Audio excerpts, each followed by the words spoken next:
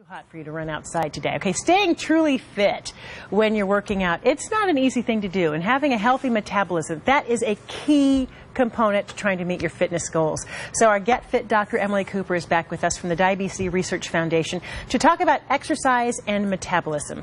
I'm so glad you're here because we talked about why I had to stop exercising for almost a year while I had to work on my metabolism. Then I started up again recently, and I'm trying to not go backwards.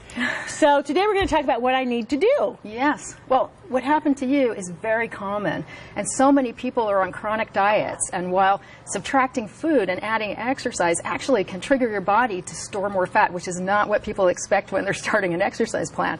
So to prevent this from happening and protect your metabolism, it's important to focus on a few key areas. So if you're not eating all food groups consistently throughout the day, including meals and at least 2 snacks, or you're not sleeping at least 7 hours, preferably 8, or you feel wiped out, it's actually healthier to skip the workout. So if I want to work out, I need to make sure that I'm supporting it with enough food, fueling my exercise right, and I need to make sure I'm getting enough rest. You really do. And if I'm not doing that... If you're not doing that, and one of the ways to tell is if after your workout you feel more exhausted rather than energized, then your body's not adapting to the exercise properly.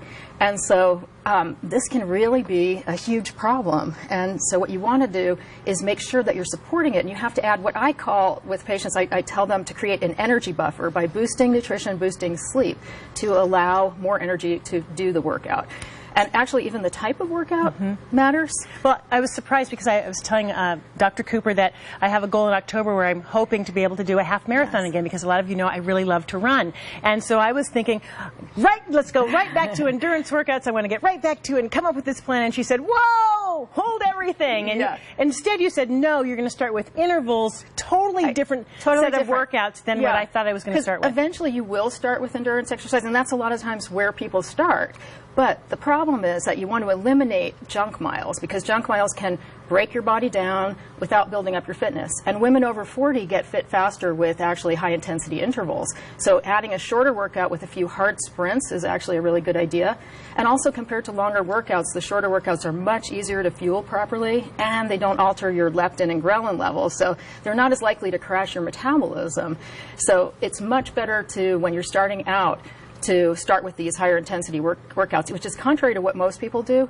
But also, you have to make sure you warm up properly, because the sprints can actually increase injury risk. And the sprints are just 30 to 40 seconds, and then bringing your heart rate all the way down, then sprinting for 30 or 40 seconds again, and bringing your heart rate all the way down. And full rest periods in between, so that each one is hard. And I felt so much more energized doing those kinds of workouts instead of running for 25 minutes with my heart rate at a certain pace. Why is that? Well, it's because it's not tearing your metabolism down. It doesn't give you enough time to really break your body down, even though it's high intensity. Other workouts that are also kind of metabolically friendly would be Pilates or gentle yoga, that type of thing. And you have made some powerful changes since we started Get Fit, but there's still times where you're not getting enough nutrition or enough sleep to actually support the workout. Well, this would be one of those weeks where I haven't felt great a couple of days this week, so I haven't been able to eat very well a couple of days this week, and or I've sleep told very you, well. So I haven't worked out a couple of days this week because it just haven't pieced all my nutrition together. And I've told you, as I tell my patients, if you can't fuel it, don't do it. And if you're not getting enough sleep, the exercise actually will break your body down rather than build it up, because you generate your muscles and strengthen your muscles while you're asleep. So you'll never have a chance to actually adapt. Another thing that we've changed is I used to do my workouts in the morning, and sometimes I would not have eaten enough. Now what I do is I make sure I've eaten breakfast and a snack. I make sure I've eaten lunch and another snack. And now my workouts are always later in the day and in the evenings, because now I've eaten tons of food, and my workouts are always later in the day now. Yeah, I always recommend totally flipped from what I used to do. Eat at least twice during the day before you start the workout, and make sure you're not starting a workout when you actually should be eating a meal, like 3 hours after your last food So now I know that I fueled it. Yeah. Thanks. A lot to keep track of. Finally starting to get it. So eventually you'll make your checklist, and you'll be able to do your workouts consistently. Not there yet, but we're getting there. Dr. Emily Cooper, thank you so much. We'll see how it goes. Thanks Got for a ways having to go till we get to October. Hope it works out for me. We'll see what happens. We'll keep you posted. All right, and we'll put this online for under Health Link under Get Fit. Thanks, Sam. Thank you.